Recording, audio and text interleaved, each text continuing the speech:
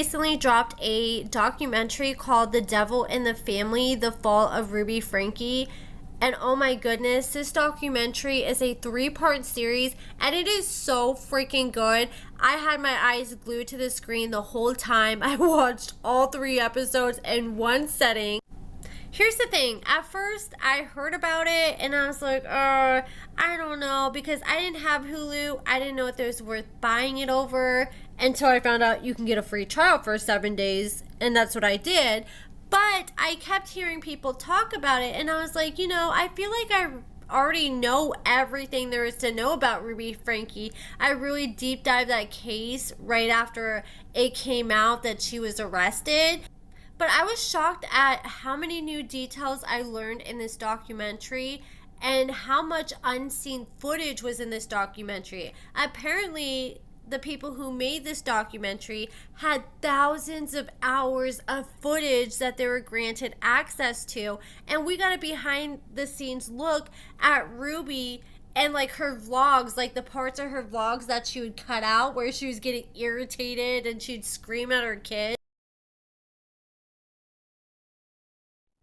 We even got to see behind the scenes footage of Jodi Hildebrandt being possessed by demons allegedly and sitting there going through like some kind of exorcism. It was extremely bizarre to watch. But let me go ahead and get into it. I'm going to try to cover the first and second episode in this video. I'll just have to see how much I can get to. I might have to break it up into 2 or 3 parts. But let's talk about who exactly Ruby Franke is. So she is a YouTuber, and she rose to fame when she created this YouTube channel called 8 Passengers. On this channel, she documented the life of her and her husband Kevin's lives along with their 6 children. They were both Mormons, and they are super huge into pretty much going to church as much as possible, trying to be perfectionists because they believe that the more perfect you are, the better chance you have to get into heaven.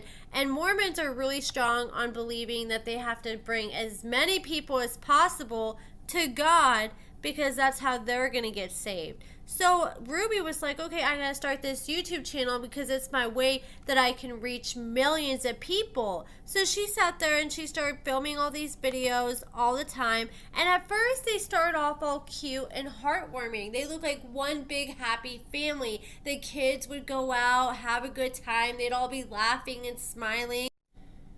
Kevin said that Ruby had this obsession with appearing like the best mother ever. She wanted to appear like the best mother ever, and she wanted everyone to know and think that she was the #1 mom. And she just felt like she was not getting enough praise and recognition in her own family and church. So she wanted to go beyond that, and she started posting on YouTube where she started getting recognition from hundreds, then thousands, then millions of people.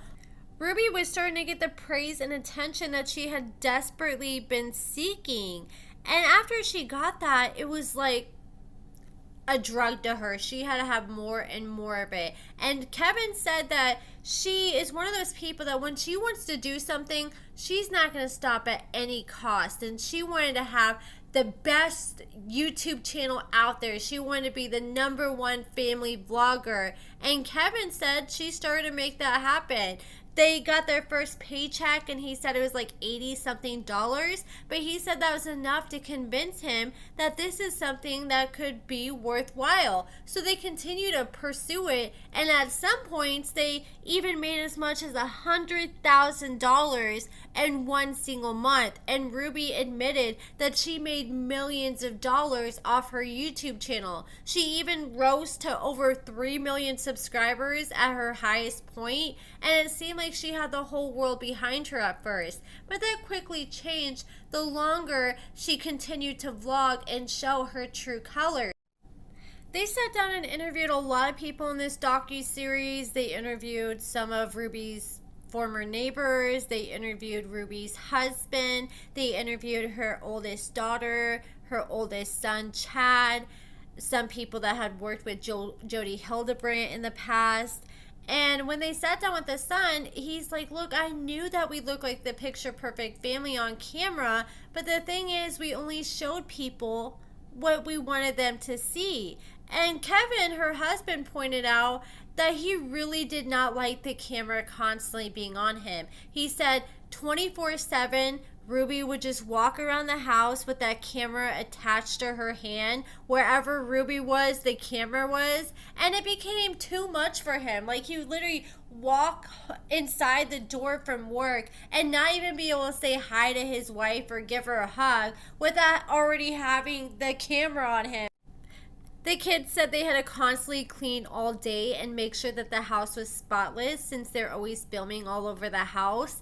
And the daughter claimed that Ruby even changed all the light bulbs and lights in the house from like a yellow orange tone light to like a bright white LED light, and she said it was so bright that it even hurt her eyes. But Ruby refused to change the light bulbs back because she needed the lights to be as bright as possible for her videos. And the daughter said instead of it feeling like a home, it felt like a movie set.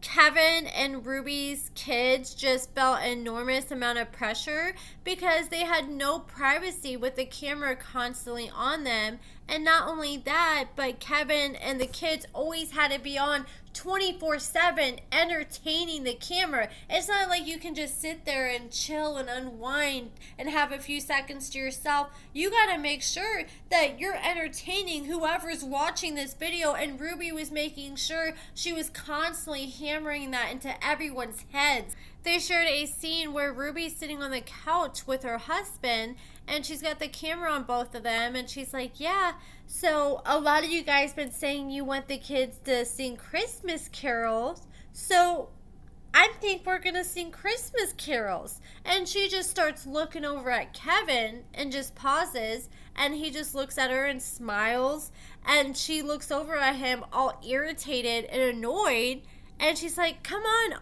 you gotta say something more. Like, you gotta help me here. Throw me a bone or something. You can't just leave it all on me to do all this. And he's like, yeah, we're gonna sing Christmas carols. Let's go. And she's like, no, that's not good enough. You gotta be more excited. You gotta say more. They were only giving her 30-40%, and she wanted 1,000% all the way. And a lot of times you could just tell, like, he seemed a little awkward and he just didn't know what to say. And I feel like if Ruby is wanting him to be such a big character that always has something to say, maybe they should sit down and go over, okay, like, this is what we're gonna say, or these are the key points that we're gonna touch on, so it's not so awkward.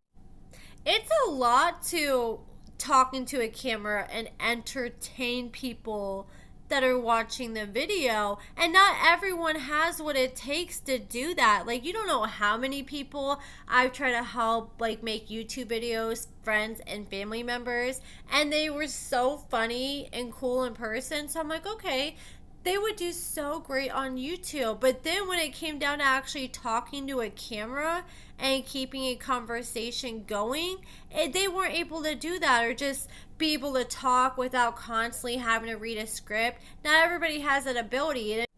She was trying to force that on everybody else, and at first the kids were super excited about the vlogs, but over time, the fact that there's always a camera in their face, they were just over it. And Ruby was starting to get over it because the kids weren't willing to act like she wanted them to. Like, she put the phone up, or not the phone, the camera up to her oldest son, and she's like, okay, I want you to explain where your name comes from. And he explains where his name came from. And when he explained it, he just explained it normal, like how I'm talking now. But Ruby was like, no, you need to redo that. And she did like 10 different takes of him sitting there saying what his name means. And he's like, Mom, this is so stupid. And even I was thinking, I'm like, okay, what is this video supposed to be? Like, some of her ideas, I'm like, okay, no wonder her kids are annoyed, because they're like, what are we doing? She would make them refilm it over and over again, and some of her kids were just stubborn and weren't feeling it, and they just would not give her what she was wanting, and she would eventually punish them and call them selfish. And she even punished her oldest son and had him sleeping on a beanbag in the basement for over a year. I can't even imagine how bad his back had to be hurting sleeping for that long. And he didn't have a bedroom, he didn't have no privacy whatsoever as an older teenager. Ruby's husband said that the kids at first were excited about it, but as they got older, they were just over it. And Ruby wanted to make it an all-day thing and try to make these vlogs as entertaining as possible. So they were always on the go all day, every day. And the kids were tired. They're like, we were bored. We're tired. We just want to go home. We need a break every now and then. And Ruby was like, no, we're working. And she would pay the kids each $10 a day. And when they would complain, she'd be like, come on, this is our jobs. You guys got to get it together. If you're not going along with what Ruby wants, then you're selfish. And the daughter revealed that they had their YouTube channel 8 Passengers as an LLC, and they had all their children as employees. So yes, they're paying their children $10 a day, but they're able to just turn around and write that off on their taxes. And they were having a lot of issues with their children because they're tired of the vlogs and they're just growing up. And Chad, their oldest son, said that he really didn't like being told what to do, and he was starting to get in trouble and he was getting suspended left and right at school. So Ruby was like, okay, we gotta do something. Then she went to look for the biggest, baddest therapist around, and that's when she came across Miss Jody Hildebrand. She was a therapist at her church, and she had lost her license in the past, and she even told Ruby up front, yeah, I don't have my license, but it's due to some haters. And Ruby just believed her, and Ruby really looked up to Jody because she's a very powerful figure in the church, and a lot of people almost looked at her as like a god and took everything Jody said as gospel. Kevin said that Jody had a way of finding people's deepest, darkest secrets and vulnerabilities and using that against them and exploiting them and trying to find a way to fix it.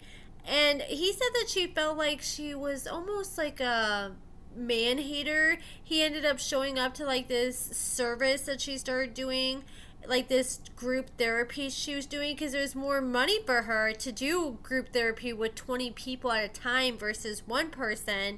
And he said that he showed up and he said it was all pretty much women that were hyper focused on everything Jody was saying. And he said that everything Jody said was just pretty much like woman power and men suck. Kevin even told Ruby and his neighbor that he felt like it was a cult. But regardless, he continued to go back because Ruby really enjoyed it and he wanted to do whatever he could to be a better husband to Ruby. Then Ruby came to him and said, okay, now I want you to do this Connections men group where once a week you guys come together. And he said they're pretty much talking about their problems they had. A lot of men had issues with masturbating or watching adult videos.